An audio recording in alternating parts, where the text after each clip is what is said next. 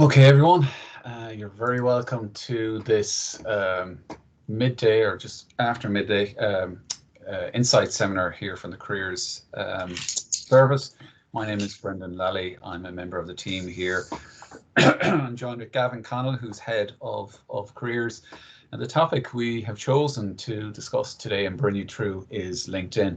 Now, I guess people are at various journeys in their LinkedIn profile. Some might be new, considering to build a profile. Others might have a profile already there and they're just looking to improve that. And I think we'll try and cover both sides. I'm going to talk a little bit about kind of good practice in building that profile. I deliberately am not going to spend an enormous amount of time going down different rabbit holes and the different features. So it'll be very much a light touch.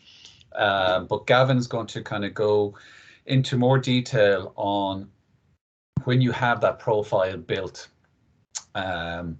getting engagement and getting visibility and getting people seeing the qualifications, your work experience, and getting noticed, basically. And that's the whole point of LinkedIn. So just in relation to those who have a LinkedIn profile, can you just give us a yes or no in the chat box there? Just let us know.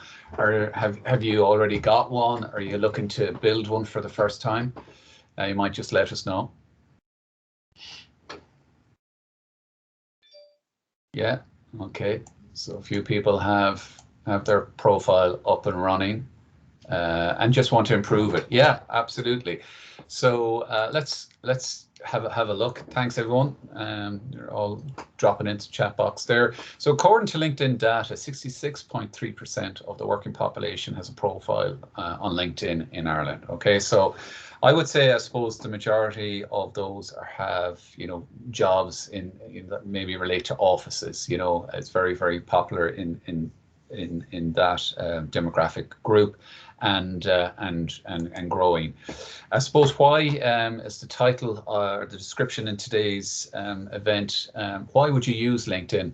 Here's just 10 reasons that we would suggest you should consider using LinkedIn. It's obviously it's where most people would meet professionally and to connect with you. You do need to build a large network so that it's there when you need it. One of the mistakes I think people make in university is maybe building their profile late in their university career and then going to market and not having that network, not having that connection. So certainly at undergrad level in UL, it'll be really, really important that you would build it before, for example, going out on co-op. Many users, I would actually change that number 3 there, and I'd say all recruiters tend to use and vet and source candidates through LinkedIn.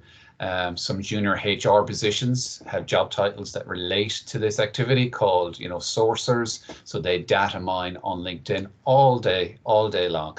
Now, the engagement can be fantastic if you're active. So if you just built a profile and walked away from the platform, never engaging in it from one day to the next, don't expect miracles. It's like any profile that you need visibility, you need to be active, you need to be liking, sharing, joining, connecting, etc.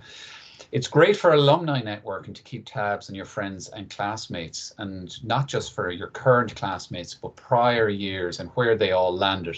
And as I said earlier, Gavin's going to go through that in a bit more detail in a few moments. Number 6 there, it's a great place to look for a job. So you will get automated job alerts, but you need to know the job titles. Okay, so you need to know what job titles would relate to my program and how would I find them. You should listen very carefully then when Gavin goes through the alumni, because he's going to show you how to filter down graduates from your program and have a look at where they landed, and you'll see all the job titles there.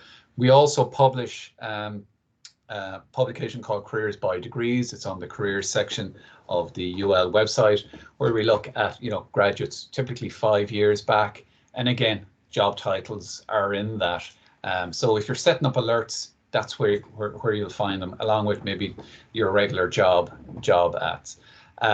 Number 7, you can host recommendations. So once upon a time, if you got a good reference and it was sent to you maybe in written format, it would rest on your laptop. Nobody saw it unless you're the final stages of a recruitment program and you're offered the role. They might be looking subject to references. But the beauty with LinkedIn is it's live, it's 24/7, and it has that influence factor for the tipping point, hopefully, to get you a place for interview. So the more positive references from experienced people, the higher your currency rises in the eyes of potential employers. The opportunities come to you, and recruiters look for passive candidates. Yeah, it's a two-way street. So it's very important that you have, search engine optimization, the keywords, so that when they are, as I mentioned earlier, data mining, that they can find you and find your profile, having the right skills listed against your profile, etc. It's an excellent news source, and I think it's excellent for informal news. So that's news behind the scenes, because it's curated by employees in various companies. So they're updating how they're launching a product. They had a big launch presentation. You'll see pictures at that presentation inside the company. Gives you a great feel for the culture of different organizations, away from just the glitzy, front-end website. Finally, it's a great research tool, especially before an interview. So normally when you get invited for an interview, an email comes in and it says, Brendan, you're invited next Tuesday for interview. You'll be interviewed by Gavin Connell and, somebody else perhaps, So the first thing I would suggest you should do is go into LinkedIn and have a look and see what's their background. Maybe they studied the same course as you. You can see, particular things they might be interested in, and that might guide you as to where their line of questioning might go in the interview. And yes, some of the profiles will show who has looked at their profile, but in this day and age, employers are well used to people checking out their profiles in advance of interviews. So there's no concerns there. So quickly, how to build. As I said, I'm not going to dwell too long on any, but we have 12 useful tips here, how to build or perfect your LinkedIn profile. Firstly, I wouldn't just cut and paste your CV. Your LinkedIn profile is internet. It's, many people will download an app. So, shorten up your text and write for the internet. So short blocks of copy, couple of lines, and some bullet points. So break it up, not big, long paragraphs inside your LinkedIn. We couldn't stress this strong enough. We've had lots of conversations, Gavin and myself in the careers service, how a good profile photo can really set the tone for a professional. I think the higher the quality of the photo, the better that first impression when they go onto your LinkedIn profile. Now, with the dawn of high-tech smartphones, dress for your target audience, leave some space and have a clear background right beside natural light. Any one of us can get a fairly good professional photo, and it's at a disposal. And there's research that shows that, a LinkedIn profile with a photo is 14 times more likely to be viewed. So definitely upload the best photo possible.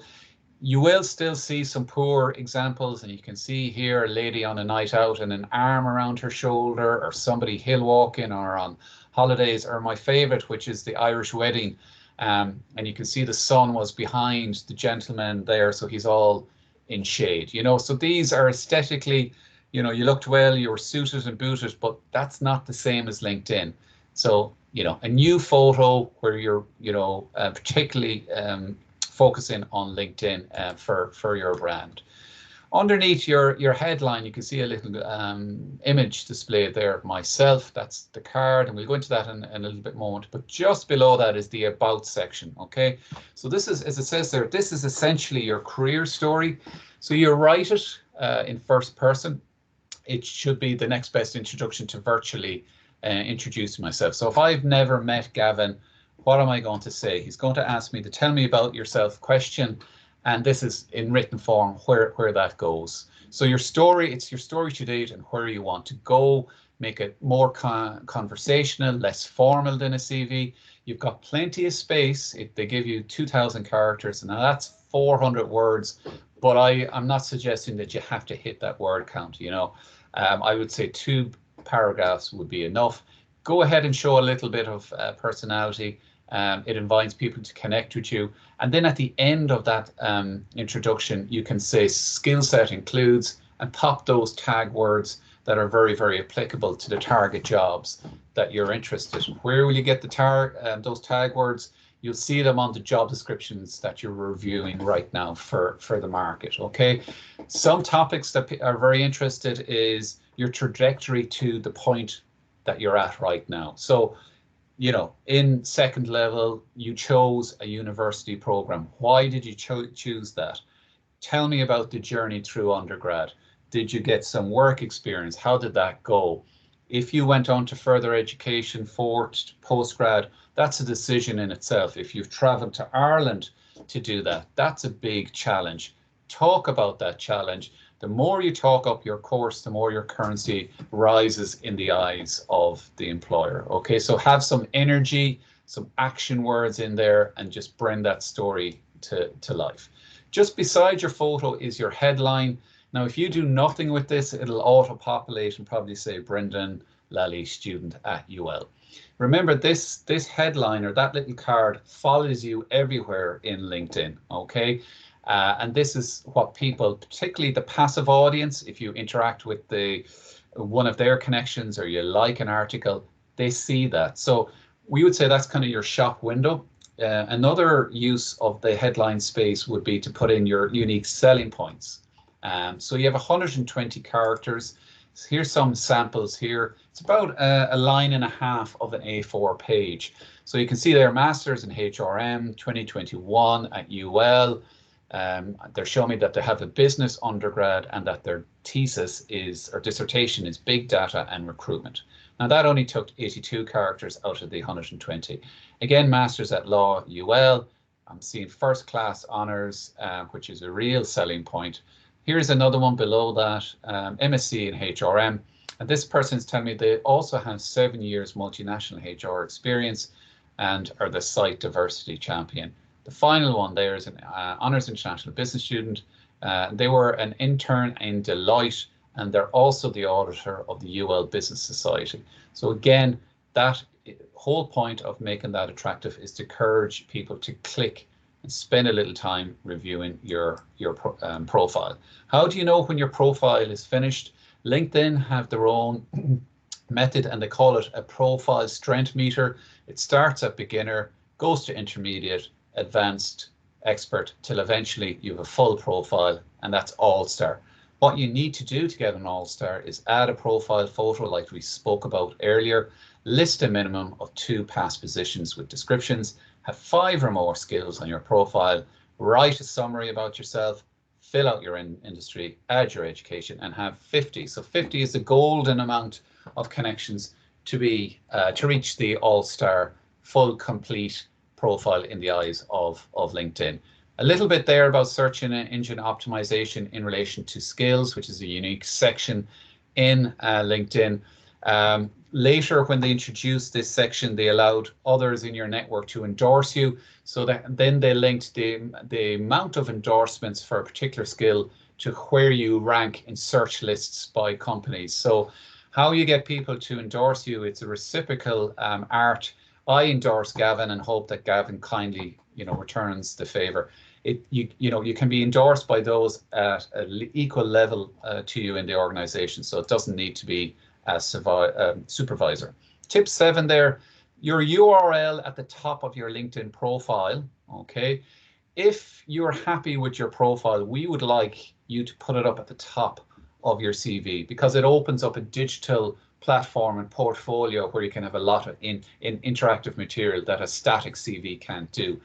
But you can edit your LinkedIn URL and make it unique to you. If you don't do that, there's a string of letters and numbers, and it doesn't look as aesthetically pleasing at the top. So you can just Google how to edit my LinkedIn URL. Okay, it's interchangeable. Just some final words. Your profile is not static. There's so many sections when you hit edit profile that you can drag in. You can also drag up education higher, bring experience lower. So you can really curate and make LinkedIn profile just look any way you want.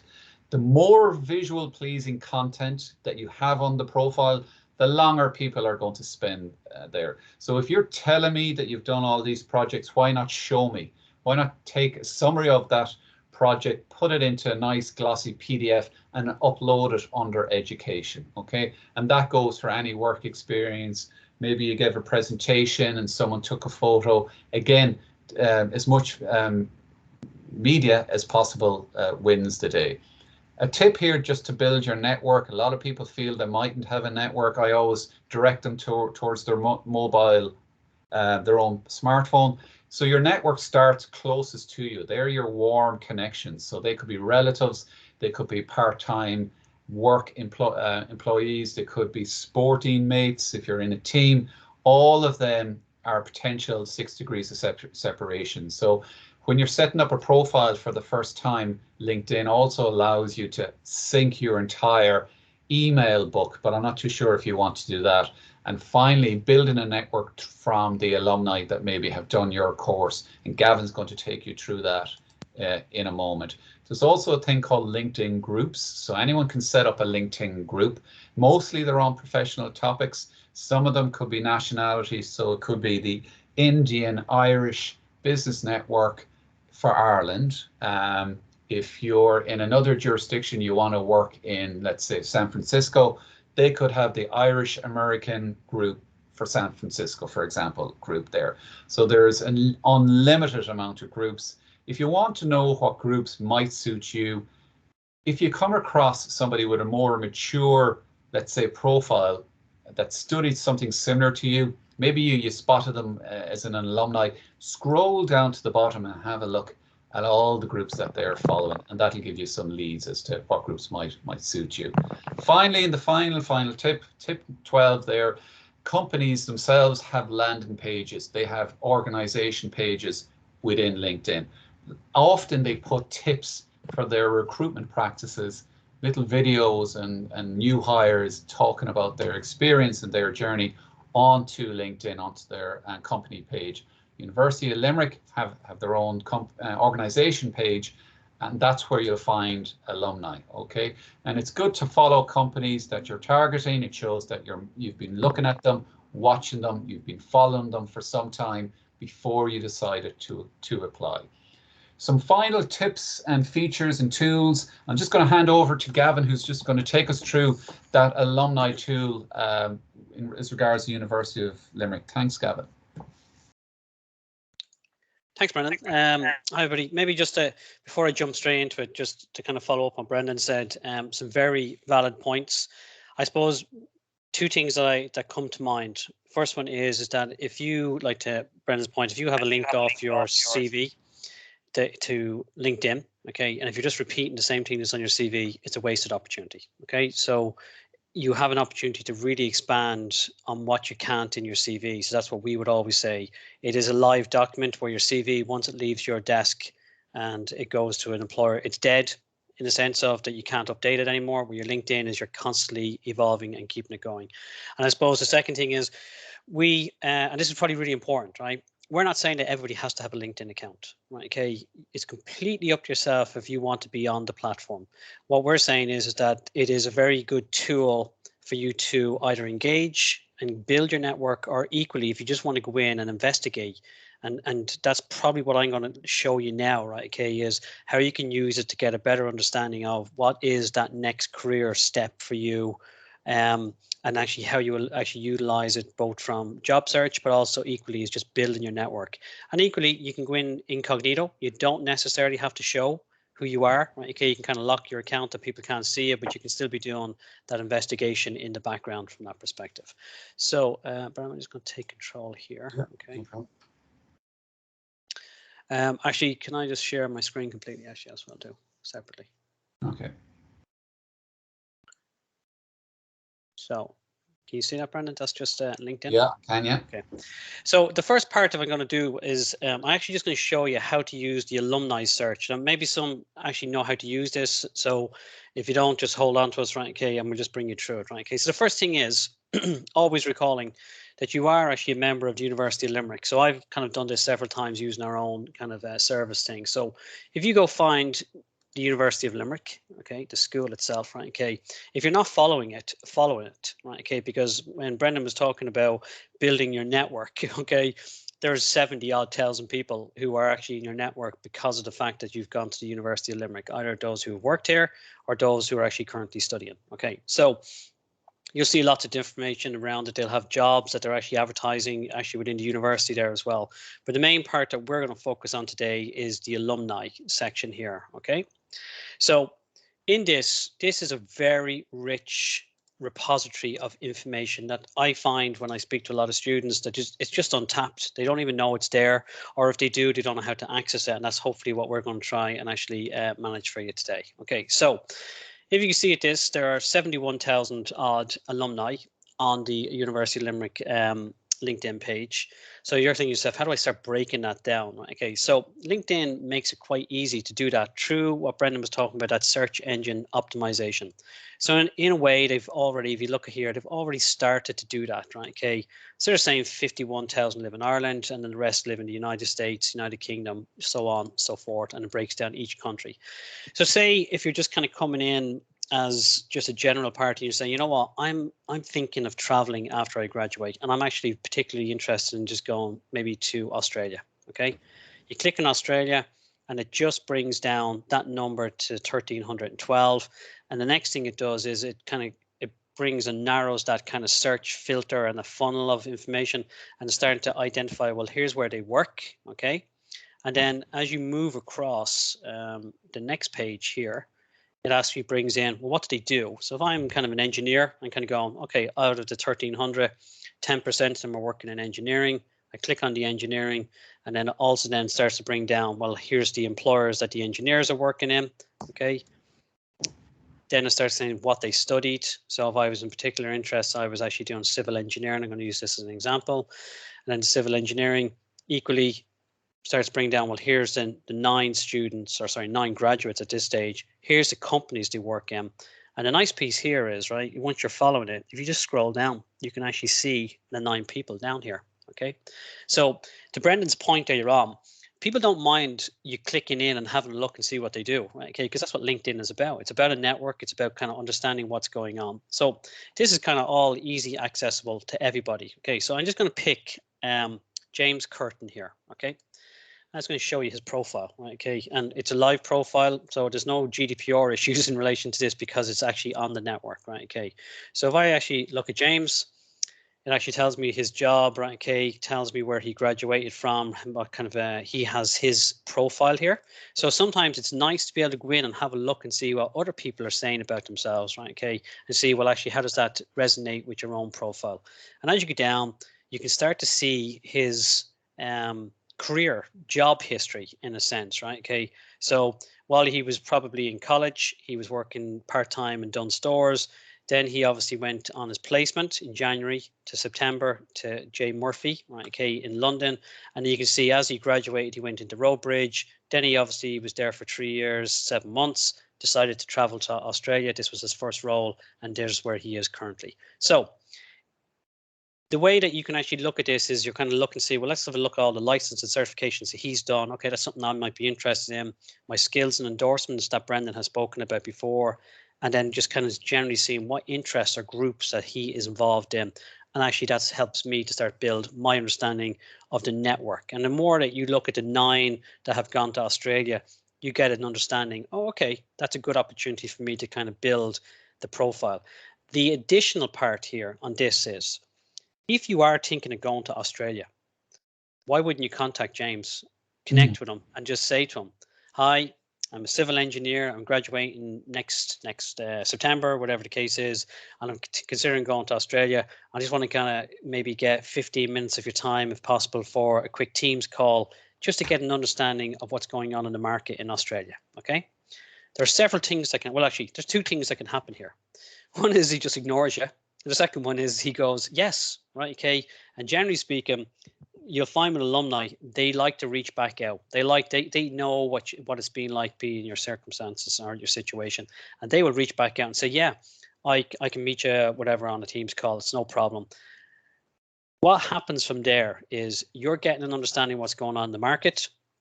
You're getting an understand the difficulties or no difficulties of getting a visa into Australia, whatever the case may be. The more important thing is that down the road, James is aware of there's an opportunity in his company, or he's aware there's an opportunity with a friend that's actually in Australia as well, and says, I was actually talking to Gavin, he's thinking about coming, maybe we'll connect with him. And if you recall some of the conversations that we had with the Insight seminars over the last couple of weeks, referral, referral, referral. It is so much easier if I can just say, I know somebody, they've done the same degree, they've got their 2-1, which gives me a good understanding because I've done that degree before. I've seen where they've gone on placement. I've seen kind of a sense of the person, right? Okay, let's just bring them up for an interview. It saves me having to go down that advertising route as well. So that's one way of approaching it, right? Okay, and I would say to Brendan's point where he was saying if you spend 30 minutes in general, I would kind of go maybe 30 minutes every second, third day, right? This should be your go-to if you're trying to really understand what's going on from a career perspective. This is where I would go. Okay, so that's kind of going down into country, that's going down into course and stuff like that. But if you have a particular course that you're actually studying, right, okay, you just kind of go, I don't know if I want to travel. I really don't know. So you know what I'm interested in? Let's just throw in my degree. I'm just picking this degree to see what pops up, right, okay? So the first thing on this is, right, okay, is it is going to limit it down, right, okay? There's going to be 933 alumni. Now, the main thing to remember here is they will have something in their profile that says digital media, maybe design, maybe science, right? Okay, so not all of these students have done digital media design, so it's a bit of a cruder way of looking at it, but you could just put in maybe digital media design rather than the Bachelor of Science, and that kind of slims it down a small bit. Now, if I was going searching here, okay, I'm not interested in students who are currently on campus. I mean, you can go find them, right? Okay, and connect with them, that's okay. But if you're going looking to find people who you're really interested in, I would be saying those who've actually graduated since, let me think, those who are gone, maybe Brendan 2017 would probably be the end date is what I would looking at. So that means that they've been through the university and gone. And you can see that the 900 has gone to 789. But it could be that you're saying, I'm particularly interested in that kind of early career stuff. So let's just look for people who have left the university in the last 10 years. I suppose 10 years, we'll call them young, right? Okay. Early career adapters down to 518. And then you can do the exact same thing again. Is it a country you're looking for? Is it the organization that you actually work for? Or equally, is it that I'm actually looking to see, well, what exactly did they study? Okay, there's media and communications, there's arts and design, or whatever. And then you're saying, sorry, that's what they do versus what they studied. And then equally, you're starting to move in what skills they've done and then how you're connected as well. So there is an untapped resource here. I think a lot of students, forget about students, a lot of people who are doing job search are not aware that that's there. I think the alumni, the main thing about alumni, right, okay, is they are there, they will help you, right, okay, that's that kind of give back, because if you think about yourself in a few years when you've graduated and somebody contacts you from UL, of course, you would actually say, you know what, wow, it's not going to take too much of my time, right? Okay, and maybe there's a referral from it or whatever the case is. Okay, so that's that. It is recorded, so if I went too fast, you can come back in, but hopefully you were kind of moving through that yourselves as well, right? Okay, as I was doing it then. Okay. So I suppose the last piece I just want to kind of talk to you about was just jobs. So while we would have an enormous amount of jobs advertised on Careers Connect, LinkedIn is where we're starting to see a real growth in relation to a lot of the large employers, actually not even large employers, SMEs, small, medium enterprise are still using it as well, right? Okay, because they're saying, I'm just going to put a job up and just see do I get anything from that. So the main thing I would say is just set up job alerts for yourselves, right? Okay, simple stuff that we would put in, right? Okay, let me use an example. You could put in graduate. So if I just typed in graduate, right? Okay, it's going to bring up 1,500 results, right? Okay, for graduate opportunities that are out there, and that's kind of very broad. So you'll get everything from business graduates to graduate programs, whatever the case may be. But you can start coming back in and say, you know what, I'm very interested in just maybe the kind of the entry level roles. Maybe I'm interested in a particular company that you can start going down that way. Or maybe it's a particular kind of job that you're looking for. So maybe you're actually interested in that it's only full-time, maybe part-time, maybe contract, on-site, remote, all that kind of stuff, right? But every time you do it, it kind of, as I said, the SEO, the search engine optimization, it just filters things more down for you. And then key thing is click this here, job alerts. Okay, and that will then set you up, and you can come in here and then edit the frequency of it. Do you want it daily? Do you want it weekly? And it comes into your inbox, right? Okay, or maybe you actually have it that it doesn't send you an email, but it just alerts you when you open up the app or the mobile app on your phone, or whatever the case is.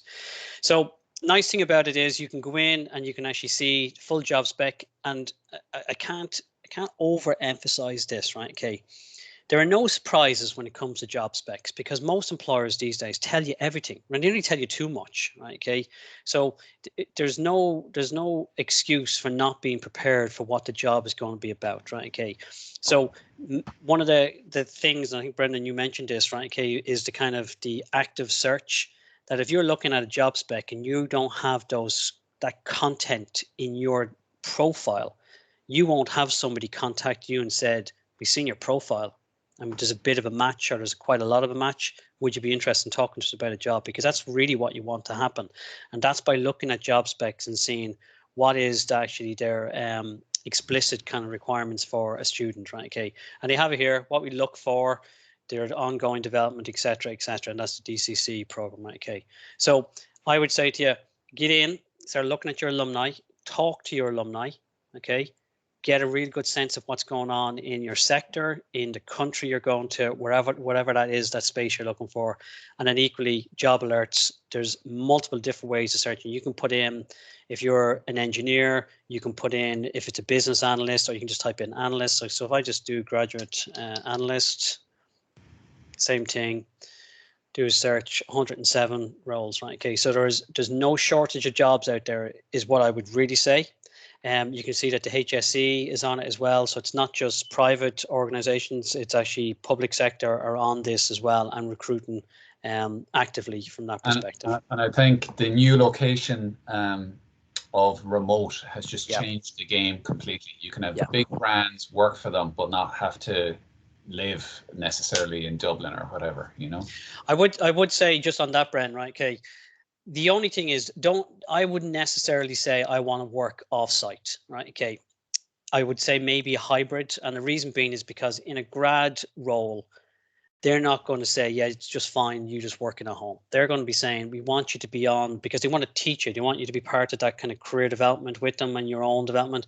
So having that kind of a mix at the start, that could possibly evolve. Of course it would, because it's built on trust, right? Okay, because they're saying, has been here in and out, whatever, for 6 months. There's quite a lot of knowledge, there's quite a lot of ability. Of course, if that person wants to work remotely, perfectly fine, right? Okay. But if you put it down as well, my kind of thing is, if you restrict yourself by saying, I only want this, you miss all the other opportunities. And I would think in as competitive a market as it is, and I mean that in the sense that the supply is so strong of graduate opportunities, leave yourself open to as many opportunities that might be out there. Okay, so I think that's it, Brent, for me. Yeah, I'm just going to literally just 3 or 4 what would you call them, widgets or tools that they've introduced at the end of our talk. One of them is a LinkedIn stories. So obviously, like Instagram and Facebook, this is coming up now on the top of people's feeds. So you can actually put a video, and video is getting huge in LinkedIn. Then there's an open to work button. To be honest, I think LinkedIn designed this for people with some experience that are moving jobs, because all of us who are graduates, of course, we're all looking for work, but I see a lot of people using that. There's, LinkedIn building a resume. We in UL have our own resume builder called Career Set. There is bookmark feature. There is an opportunity to record you pronouncing your own name. So let's say if you have an international sounding name and that isn't as common in the Irish market, we definitely would suggest that you use that feature. So that's to record and display your name pronunciation. That little sound file sits beside your name on LinkedIn.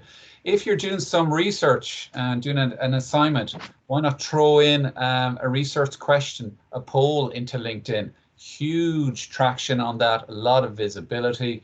something to consider. Again, they have a AI-powered interview practice, but UL students now have the opportunity to do interview practice through Shortlist Me tool that's available. Remember, when you're engaging with the platform, do it at peak audience time. So, 9 to 5 meetings, people are busy in meetings, but in lunch, you can see there, or just in the morning, see 9 o'clock in the morning, how dark that is.